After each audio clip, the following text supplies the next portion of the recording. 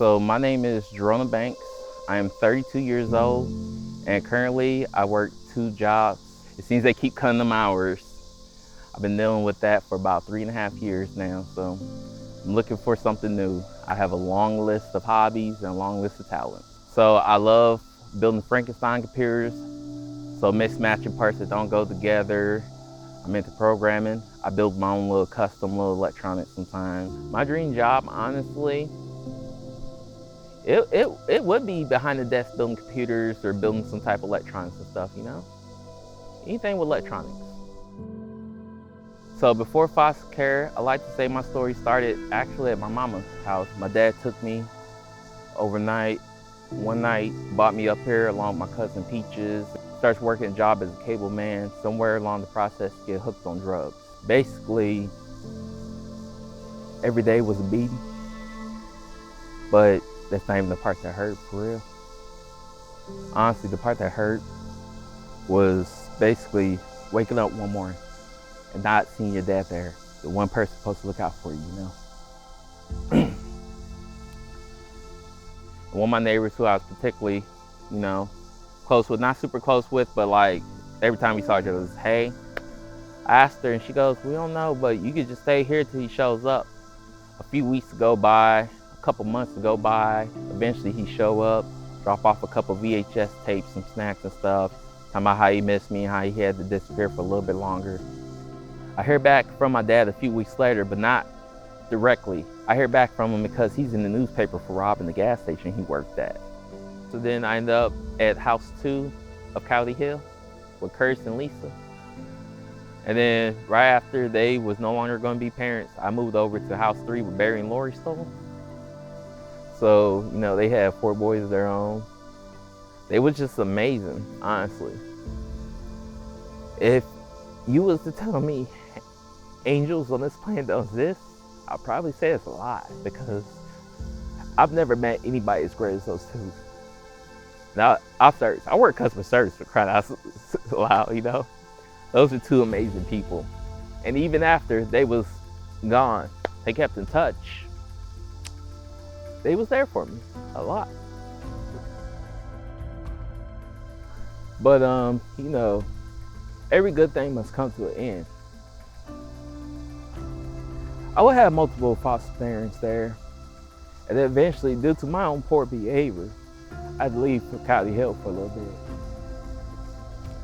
I ended up moving back out to Mesco, Missouri. I was in this home. It helped me build a little toughness, a little bit of grit.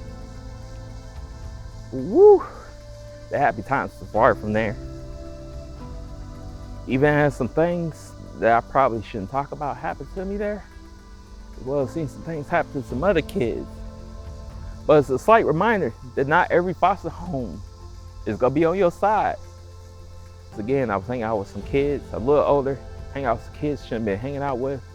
I was trying to be cool with the older kids. Got a little trouble, got arrested. After a few more foster homes, I'd be 14 when I first come back to Coyote Hill. But honestly, I'm so happy for that, because even though Coyote Hill has its up and downs, there's people there that care for you, people there to help you with your education, people there to make sure you're not get involved with people they don't have your best intentions, basically. I would finish up most of my time in foster care at Coyote Hill, Graduate high school was great. Made a few friends, dealt with little issues due to diversity at school every day, picked on my skin color. But there was still good apples in that bunch, Me and Brett, we met first grade, playing on the playground. We didn't really get along at first, but it was the middle school where we just sat down one day and just clicked. We just clicked, and we've been just tight ever since then. Throughout middle school, throughout high school, throughout college.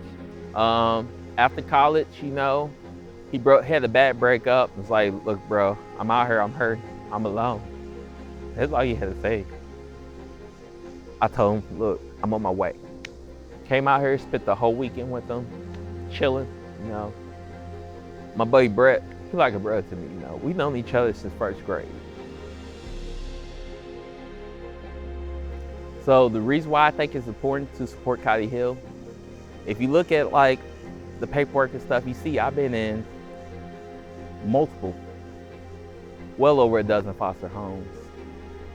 And I can only say I felt safe in a couple of them. And with that being said, Kylie Hill was one of those ones. I didn't have to sleep with a knife underneath my pillow every night. I didn't have to barricade the door. Like, I could just literally lay down and I'm gonna wake up the next morning fine. You know, Kylie Hill was the first place to make me feel like I belonged to a family, belonged to a home. Even to this day, a lot of the foster siblings that I came up in Kylie Hill with, I still keep in touch with. We still call each other brothers and sisters. I'm close to them more than I am my real siblings, honestly. I just love Kylie Hill from the bottom of my heart. And I just think more kids should have that opportunity.